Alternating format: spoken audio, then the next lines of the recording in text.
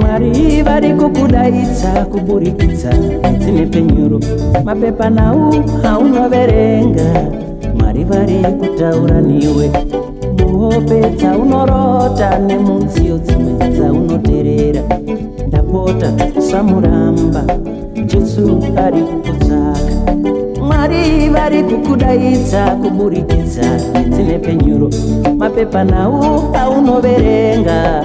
Mwari vari kutaura niwe muhope dzaunorota nemunziyo dzaunoteerera. Ndapota usamuramba, Jesu ari kukutsvaka. Ndiri mufudzi yakanaka, makwai angu anonzwa izwi rangu. Ndiri mufudzi yakanaka, angu makwaiwo ndinoateerera. Mufudzi wakakokwa anodyisa makwai namapere pakumanikidzwa. Asi ndiri mufudzi yakanaka, angu makwai ndinoafira. Ndiri mufudzi yakanaka, makwai angu anonzwa izwi rangu.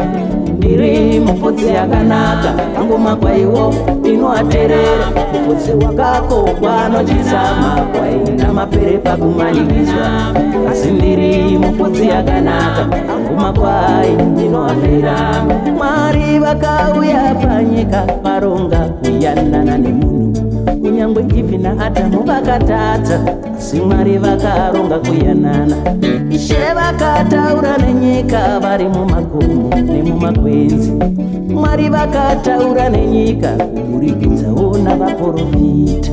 Ishe vakauya vega vari ivo vanakomana Jesu. Vakazouya panyika sino somwe yamuseni. Mwari vakauya panyika varonga kuyanana nemunhu. Kunyangwe Ivhi naAdhamu vakatadza, asi Mwari vakaronga kuyanana. Ishe vakataura nenyika vari mumakomo nemumakwenzi.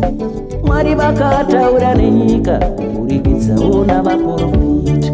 Ishe vakauya vega vari ivo vanakomana Jesu.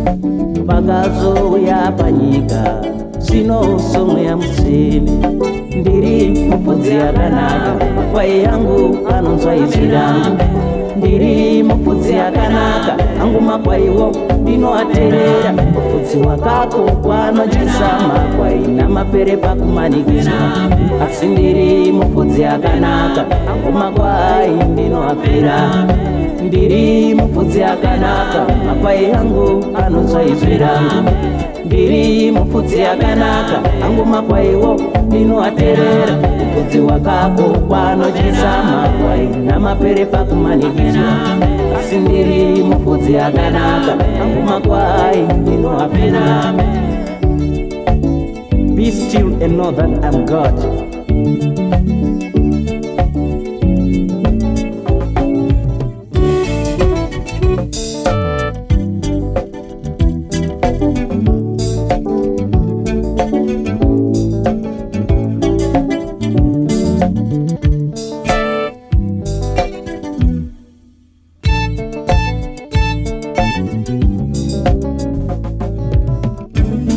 Kuna vanhu vakawanda vakasiya nyika dzakanaka.